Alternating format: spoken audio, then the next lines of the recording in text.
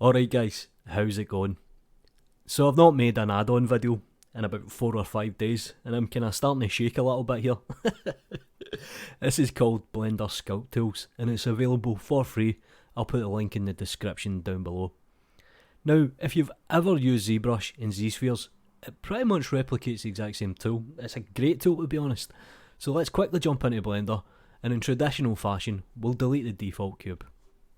Now you only need the .py file to install, so install it like any other add-on and you'll see that it adds a menu in the toolbar here on the right and it's called Sculpt Tools. So I'll drop this down and we get some basic options. We get subdivision, pre-subdivision and clean limit.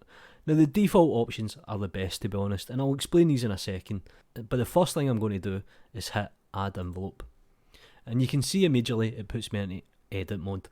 So I have a point selected here and all I'm going to do is quickly hit E to extrude and I'm going to extrude some of these points out.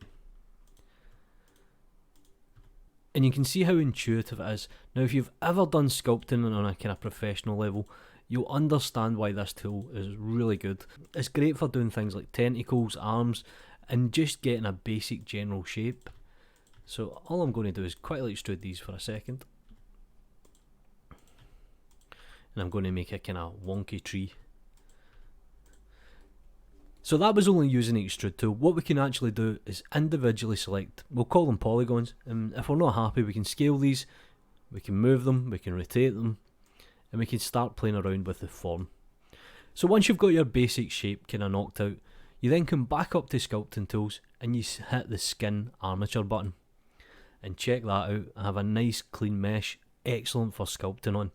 Now essentially what this does is it applies 3 different modifiers. So if I actually jump into modifier stack, you'll see that we have the basic subdivision that we started with, you have the skin modifier, and we also have the pre-subdivision. So I'm going to put this up to 1, it might make it droop a little bit, hey, it did indeed.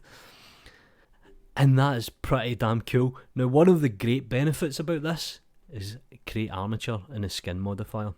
So I have a tree and I want to rig it quickly, I'll hit create armature, and I now have bones inside of my mesh. I'm going to select the object and I'll just quickly apply all these modifiers by converting. So I'll go to object, convert, mesh from curve. I now have a tree and it's now rigged. How cool is this add-on? Highly recommend this, especially if you're into your sculpting. Do me a favour guys, like the video, subscribe to the channel, it costs you absolutely nothing. Follow me on Twitter, you know what to do. Peace.